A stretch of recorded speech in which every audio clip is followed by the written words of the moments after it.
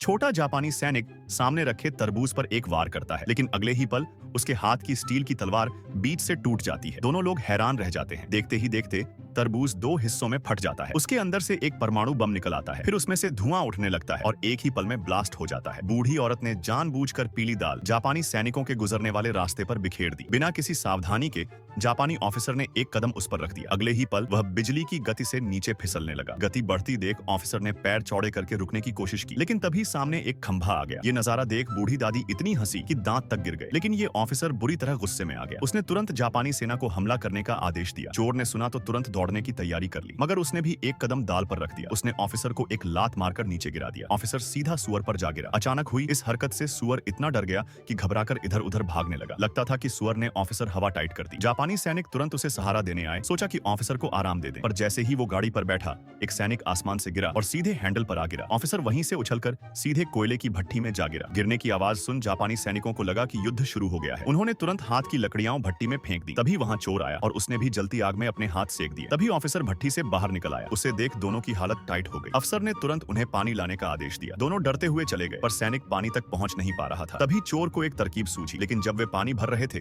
तभी गोलियां चल पड़ी। चोर ने घबराकर जापानी सैनिक की पैंट फाड़ दी। सैनिक का खुला शरीर देखकर चोर ने लाल कपड़ा ढकने के लिए डाल दिया, मगर ये देख बूढ़ा बैल बुरी तरह गुस्से में आ गया। वह बिजली की रफ्तार से सैनिक की ओर दौड़ा। सैनिक ने तुरंत होशियारी दिखाई और एक बार बच गया। खुशी के मारे सैनिक ने लाल कपड़ा हवा में उछाल दिया, पर कपड़ा सीधा उसके ऊपर गिर गया और बूढ़े बैल ने उसकी बैंड बजा दी।